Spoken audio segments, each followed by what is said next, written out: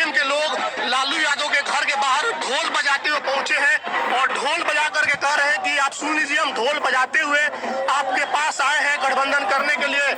ढोल बजाकर कह रहे हैं कि गठबंधन कर लो, नहीं तो एमआई समीकरण का पोल खुल जाएगा।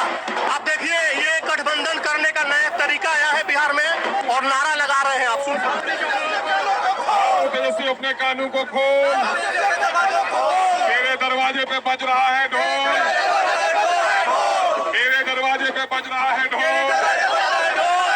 गठबंधन के लिए अपना दरवाजा खोल, गठबंधन के लिए अपना दरवाजा खोल, खुल जाएगा फिर तेरे माई समीकरण का पोल। आप देख सकते हैं कि एमआईएम के प्रदेश अध्यक्ष अब्दुल इमान अपने समर्थकों के साथ लालू यादव के आवास के बाहर पहुंचे हैं और ढोल बजा करके ये कह रहे हैं कि आप हमसे गठबंधन कर लीजिए। नारा भी लगा रहे हैं कि कान खोल करके लालू यादव तेजस्वी यादव सुन लीजिए कि हम लोग गठबंधन के लिए पहुंचे हैं। क्या कुछ कर यही वजह है कि हम लोगों ने पिछले दिनों में राजद सहित तमाम घटक दलों को एक पत्र दिया कि बिहार में सेकुलर वोटों के बिखराव को रोकिए और सांप्रदायिक शक्तियों को पराजित कीजिए और गठबंधन की सरकार बनाइए। लेकिन हमारे इस कथन पर जर्रा बराबर भी गंभीरता से पार्टी ने कोई विचार नहीं किया, राजद ने, बल्कि हास्यास्पद तौर पर हमारा मखौल उड़ाया कि आप इलेक्शन ही मत लड़िए, इनके कई नेताओं ने कहा। हालांकि हम लोगों ने अपना पत्र देने के बाद इनके कई निकटतम विधायकों के जरिए से मैसेज दिया कि हम आसमान के तारे नहीं मांग रहे हैं, हम मंत्री से सिर्फ इतना कहना चाहते हैं कि हमारे लिए बिहार में 6 सीटों को सुरक्षित कर दीजिए और अगर सरकार बन जाती है तो सीमांचल डेवलपमेंट काउंसिल बनाकर सीमांचल को विशेष पैकेज दीजिए।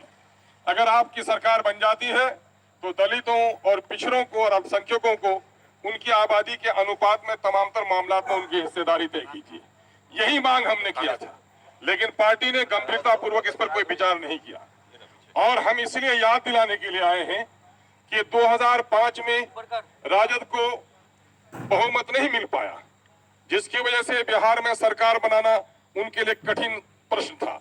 ऐसे वक्त में 29 विधायकों के साथ जीतकर दिवंगत नेता रामविलास पासवान साहब ने एक प्रस्ताव दिया था कि आप अपने पार्टी के ही किसी मुस्लिम चेहरे को आप मुख्यमंत्री बना दो, हम समर्थन दे देंगे। लेकिन खेद का मामला है, वो राजद जो सेकुलरिज्म की बात करती है, वो राजद जो बीजेपी के खिलाफ बात करती है, वो बीजेपी जो राजद जो समाजी इंसाफ की बात करती है, वो राजद जो माई समीकरण पर टिकी हुई है, उसने भाजपा के हाथों में बिहार को जाने दिया, लेकिन किसी मुस्लिम नाम पर ये तैयार नहीं हुए। अगर 2005 में ये किसी मुस्लिम को मुख्यमंत्री बना देते तो यहाँ नीतीश और भाजपा की गंदी सरकार, ये सांप्रदायिक सरकार कदम नहीं जमा सकती थी। आज भी इस परिस्थिति करीब करीब 2005 की तरह है। इसलिए जबकि हमारे 4 विधायकों को इसने तोड़ डाला, फिर भी हमने अपने सीने पर पत्थर रखकर पार्टी को प्रस्ताव दिया इंडिया गठबंधन को कि हमें भी शामिल कर लीजिए ताकि सेकुलर वोटों का बिखराव नहीं हो। आपने ऐसे लोगों को साथ लिया है जो लोग कल तक बीजेपी में थे, लेकिन एमआईएम जो हमेशा बीजेपी के खिलाफ लड़ती रही है, ऐसे लोगों को साथ लेने में आपको दिक्कत क्यों है? इससे साफ जाहिर होता है 2005 में किसी मुस्लिम मुख्यमंत्री के नाम पर तैयार न होना, 2025 में एमआईएम का समर्थन न लेना, एमआईएम को समर्थन न देना, इस बात का प्रतीक है कि माई समीकरण के तहत आप मुसलमानों का वोट चाहते हैं, लेकिन मुसलमानों को प्रतिनिधित्व करने देना नहीं चाहते हैं। ये आपका मुस्लिम विरोधी जो चेहरा है, इसको बेनकाब होना चाहिए।